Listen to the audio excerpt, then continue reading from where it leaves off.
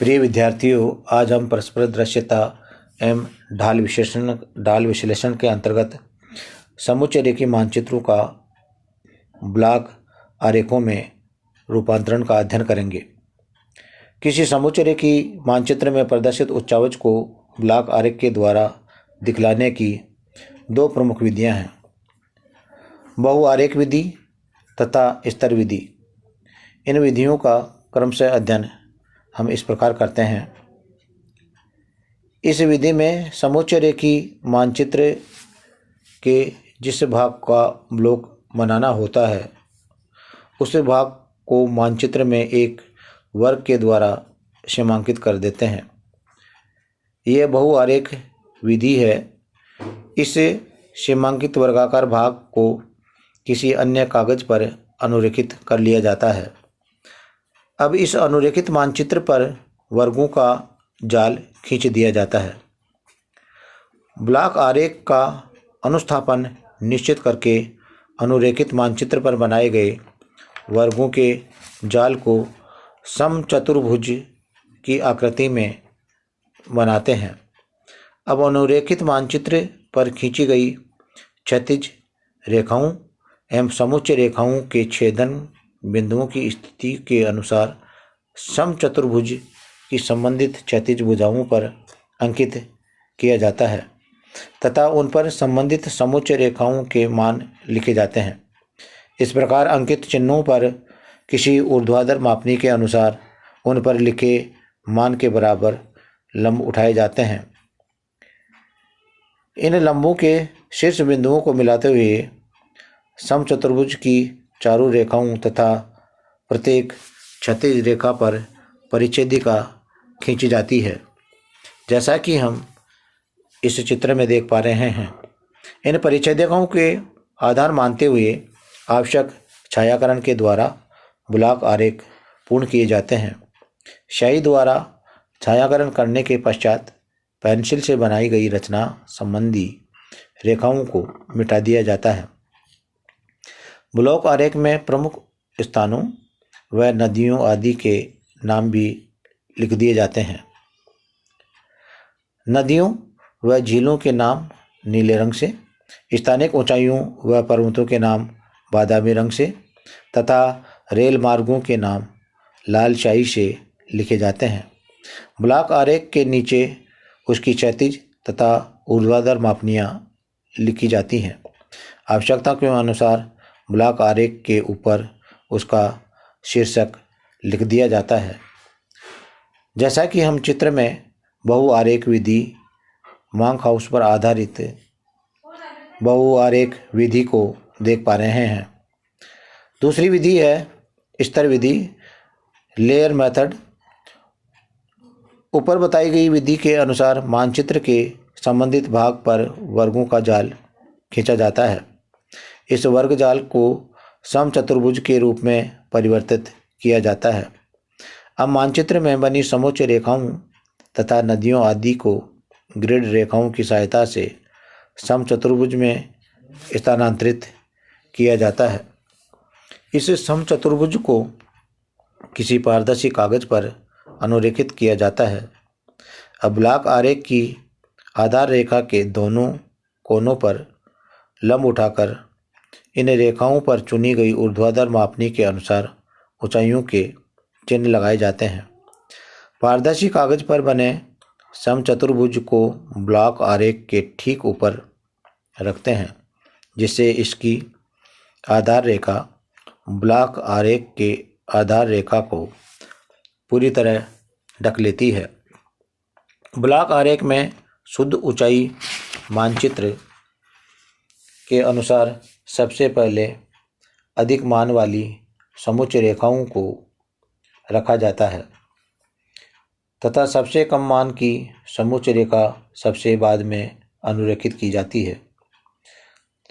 मान लीजिए सबसे ऊंची समुच्चय रेखा का मान 1200 मीटर है, तो पारदर्शी कागज पर बने समचतुर्भुज को ब्लॉक आरेख के सिरों पर बने लंबों के सहारे इतना ऊपर खिसकाते हैं कि आधार रेखा लंब रेखाओं पर अंकित 1200 मीटर की ऊंचाई वाले चिन्हों की सीध में आ जाए तथा 1200 मीटर की समुच्चय रेखा को ब्लॉक आरेख में अनुरेखित कर दिया जाता है।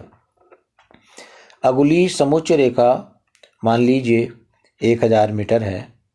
अनुरेखित करने के लिए समचतुर्भुज की आधार रेखा को नीचे की ओर 1000 मीटर के चिन्ह तक खिसकाया जाता है। इस विधि के अनुसार बारी बारी से प्रत्येक समुच्चय रेखा को ब्लॉक आरेख में अनुरेखित किया जाता है। यदि कोई कम मान वाली समुच्चय रेखा किसी अधिक मान वाली समुच्चय रेखा को काटे तो उसे और आगे बनाना आवश्यक नहीं होता, क्योंकि स्पष्ट है कि प्रेक्षक को दिखलाई नहीं पड़ेगी।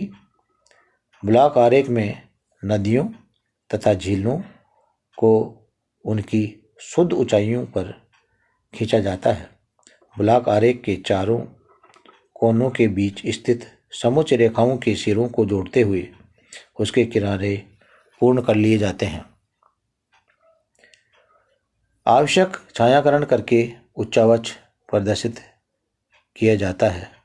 ब्लॉक आरेख तथा क्षैतिज और ऊर्ध्वाधर मापनियाँ इनके आधार पर बनाई जाती हैं तथा उनके ऊपर इनका शीर्षक लिख दिया जाता है।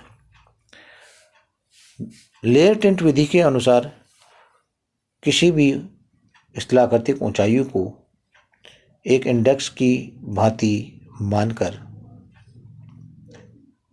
प्रकट किया जाता है। इसको छायांकन तथा विभिन्न रंगों द्वारा भी प्रदर्शित किया जा सकता है। यह विधि एक लेयर टिंट विधि के नाम से जानी जाती है। मान लीजिए 1000 की ऊंचाई वाली कोई पहाड़ी श्रृंखला है। उस पहाड़ी श्रृंखला को हम मुख्य रूप से 0 से 200, 200 से 400, 400 से 600 और 600 से 800 तथा 800 मीटर की अधिक ऊंचाई वाले भागों में प्रकट कर सकते हैं। ऊंचाई के अनुसार इन विभिन्न कॉलमों को विभिन्न इंडेक्सों की सहायता से गहरे काले रंग या डॉट द्वारा या लाइनिंग द्वारा या ब्लॉक लाइनिंग द्वारा प्रकट किया जा सकता है। इसके अलावा इस लेयर टिंट विधि के अनुसार इन ऊंचाइयों को विभिन्न रंगों के माध्यम से भी प्रकट किया जा सकता है। विभिन्न रंगों के अलावा इस ऊंचाई को एक ही प्रकार के रंग अर्थात जैसा कि काले रंग द्वारा प्रकट करने के लिए सबसे कम ऊंचाई वाले भाग को कम गहरा, उससे अधिक ऊंचाई वाले भाग को अधिक गहरा, उससे अधिक ऊंचाई वाले भाग को अपेक्षाकृत ज़्यादा गहरा तथा सबसे अधिक ऊंचाई वाले भाग को गहरा रंग से रंग दिया जाता है। और देखने मात्र से ही स्पष्ट हो जाता है कि जो विभिन्न प्रकार की स्तर आभा विधि होती है उसके अनुसार ऊंचाई का आभास सहज ही देखा जा सकता है। अतः हम स्तर विधि जैसा कि मांकहाउस पर आधारित है, इसके अलावा स्तरीय आभा विधि के अंतर्गत रंगों का समावेश करके भी इनको क्रम से प्रकट किया जा सकता है।